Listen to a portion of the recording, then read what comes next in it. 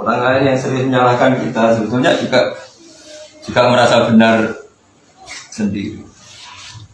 Nah, problem dalam ilmu usul itu kan di antara aturan pokoknya itu menghilangkan merasa benar sendiri. Jadi memang dalam semua sejarah itu ada kalimat fa innal ilma idza ulifa qara'ahul barru wal fajir. Ilmu itu kalau sudah dikarang, apapun ilmu itu akan dibaca orang baik dan orang yang tidak. Kadang yang baik punya kepentingan tidak baik, justru kadang yang buruk punya kepentingan. Artinya gini Mas Irfan, ini saya hanya menjawab secara ilmiah, saya tidak berkepentingan bela siapa-siapa. Karena kita semua diajarkan ikhlas, makanya saya tadi bilang kalau salah pasti saya protes. Tapi bukan protes dengan makna benci, dengan makna protes itu kebutuhan ilmu. Jadi kebutuhan dasar ilmu itu nakat itu protes. Sehingga di Quran disebutkan walau la tafuwahin nasafatuhum biba'dil lafasadatil arad. Justru kalau tidak ada saling protes itu malah bumi ini rusak. Kita sendiri misalnya jadi mursyid, memang nggak kebayang orang wiridanya benar, suluknya benar, torikonya benar, tapi istinjaknya ada benar, mandi junubnya tidak. Pasti kita sepakat bahwa toriko itu tanpa di basis fikih, ya basis fikih. Jadi misalnya kita cara duduk sudah sesuai mursyid, cara hati sudah sesuai mursyid, tapi apa artinya itu semua kalau pas istinja nggak benar. Istinja gak benar itu dimulai dari hal-hal yang jelimet, akhirnya harus mutlak, tidak mutaghayyir.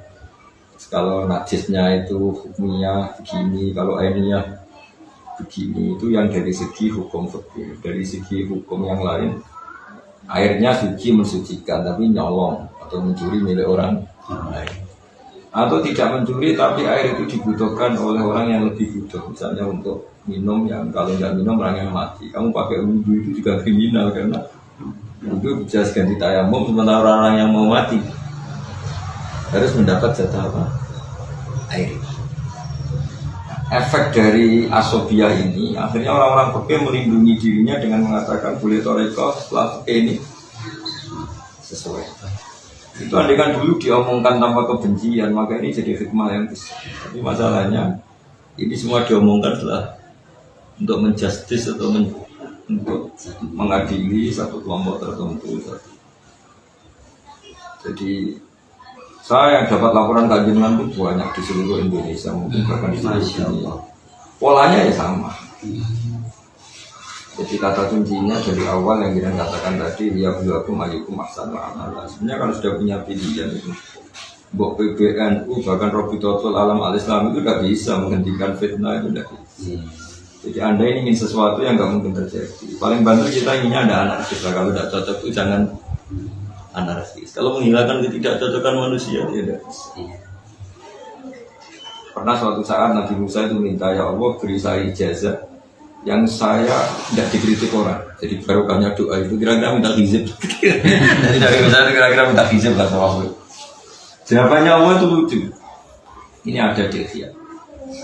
Sama siapa letaknya? Hada syai'un lam asna'hu li nafsi fakih fa'asna'hu bika.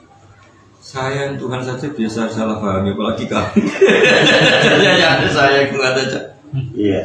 Saya ini Tuhan Al-Wahidus Shomad. Ada aja yang bilang saya ini tiga. Saya ini Tuhan Maha Pemurah, Maha yang baik. Ada aja yang bilang saya pikir. Ya saya yang Tuhan saja biasa disalah paham. Apalagi Nabi, apalagi wali, apalagi mursyid, apalagi khodam, waduh. Artinya gini lah, cobalah, masalah itu tidak harus selesai. Salah hati yang harus ada itu anarkis. Kalau masalah itu tidak boleh selesai, ya tidak akan selesai. Dari awal Allah bikin alam raya ini liyabluwakum ayyukum ahsanu amala. Kita suami istri aja masalahnya tidak pernah selesai. Bahkan kita dengan diri kita sendiri, dengan perut kita yang mulus, dengan fisik kita kadang gatal, kadang macam-macam.